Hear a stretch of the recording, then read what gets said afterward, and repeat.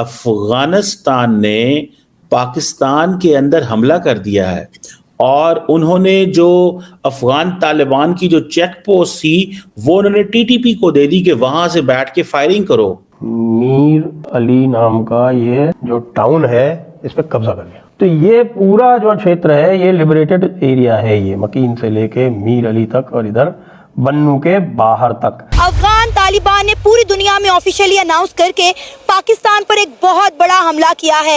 अफगान तालिबान ने पाकिस्तान के कई इलाकों को टारगेट किया है और ये कई रास्तों से पाकिस्तान में दाखिल होने की कोशिश कर रहे हैं। तो ये ऑर्डिनरी हमला नहीं है, ये हैवी मशीनरी के साथ हमला किया गया है। इक्विपमेंट इस्तेमाल किए हैं जो सिर्फ स्टेटों के पास होते हैं, इंडिविजुअल्स के पास नहीं होते। ये पूरा full fledge state of Afghanistan ने स्टेट ऑफ पाकिस्तान के ऊपर अटैक किया। ये एक फौज नहीं रही, ये अब एक सियासी जमात कंप्लीटली बन चुकी है। अब ये हर एक पश्तून के ऊपर फर्ज हो गया है कि वो पाकिस्तान से बदला ले। इसका हर एक तालिबान के ऊपर फर्ज हो गया कि ये बदला ले।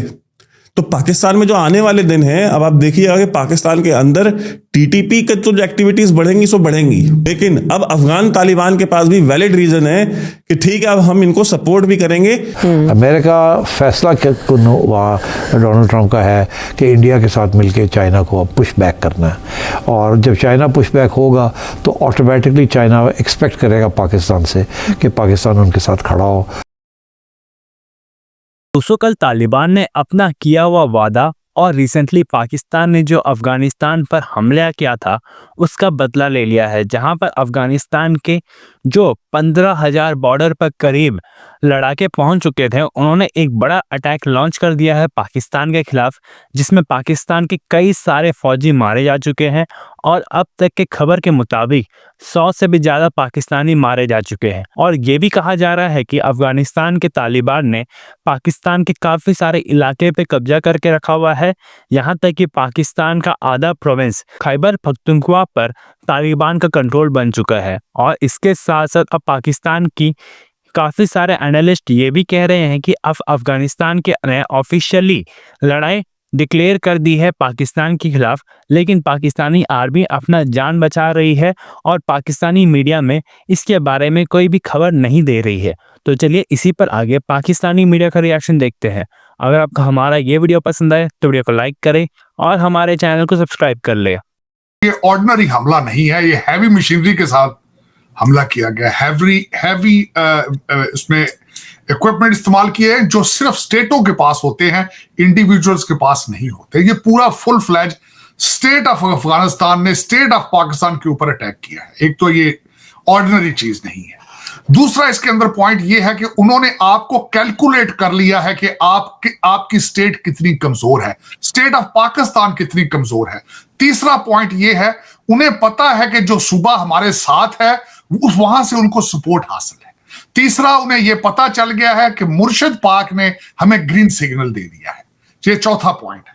और पांचवा पॉइंट इस पे ऐड ये करना चाहूंगा, अगर आपने इस पे रिटेलिएट भरपूर तरीके से ना किया, ये हमले बढ़ते जाएंगे। और मैं चौथी आखिरी बात ये ऐड करना चाहूंगा, आपकी एजेंसियां सोई पड़ी थी दूध पीकर जब पीटीआई के जलसों के अंदर अफगानिस्तान के झंडे लहराए जाते थे, तो उस वक्त क्यों नहीं रिटेलिएट उस पर किया? क्यों आपने इन बच्चों को अफगानिस्तान के झंडों के साथ इजाजत दे देते थे कि ये यहां से चलते थे सीधे इस्लामाबाद डी चौक पहुंच जाते थे? रास्ते में जो कंटेनर और आपकी फोर्सेस वो कहां थी?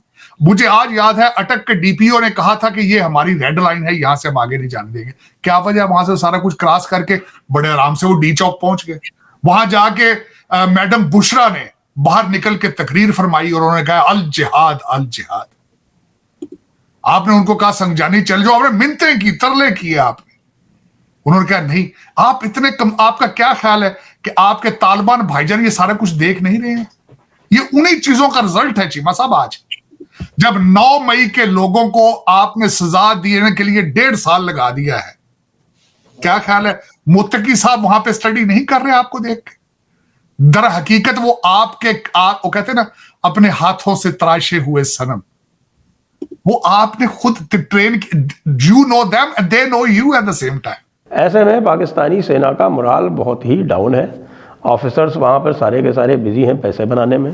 आपको पता है कि हर एक ऑफिसर जैसे ही वो मेजर से ऊपर निकलता है, उसका कोई एक ही ध्येय रह जाता है कि उनकी फौजी फाउंडेशन में घुस जाए, या फिर उनकी जो और दूसरी फाउंडेशंस बनी हुई हैं, दूसरी और प्रोडक्शन हाउसेस बने हुए हैं, उसमें घुस जाए और वहाँ जाकर अपने कॉर्नर प्लॉट का इंतज़ाम करता रहे। और ये कॉर्नर प्लॉट लपेटने वाली, कॉर्नर प्लॉट कब्जा करने वाली आर्मी है। ये अफ़गान लड़ाकों से नहीं लड़ सकती, क्योंकि वो वाकई वो जिहाद का जुनून लेके आ रहे हैं। उनको कहना भी यही है कि भाई हमें तो पाकिस्तान में शरीयत कायम करनी है। अब पाकिस्तान में शरीयत कायम करनी है तो देखिए इनकी जो ट्रेनिंग होती है उसमें लगातार इस्लाम पढ़ाया जाता है। इनकी जो सेना है उसका जो मोटो है वो कहता है तकवा, ईमान, जिहाद फी सबीलिल्लाह। तो इस तरह के ट्रेनिंग जिनको दी गई है तो वो लड़ाके ये सोचते हैं कि भाई ये आखिरकार ये जो हमारे भाई बिरादर हैं ये कह क्या रहे हैं, ये यही तो कह रहे हैं कि साहब कि जिहाद करो और हमको जिहाद पढ़ाया जाता है। तो यहाँ पर फिर शरीयत लागू करने के लिए यदि ये कह रहे हैं तो शरीयत क्यों नहीं लागू हो रही?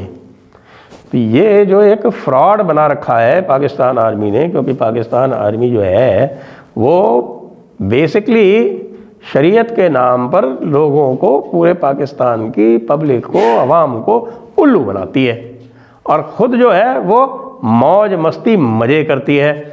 आप देख लीजिए पूरे पाकिस्तान में जो एलिट्स हैं उनकी किसी के भी महिला आपको पल्लू तक ओढ़े नहीं मिलेगी।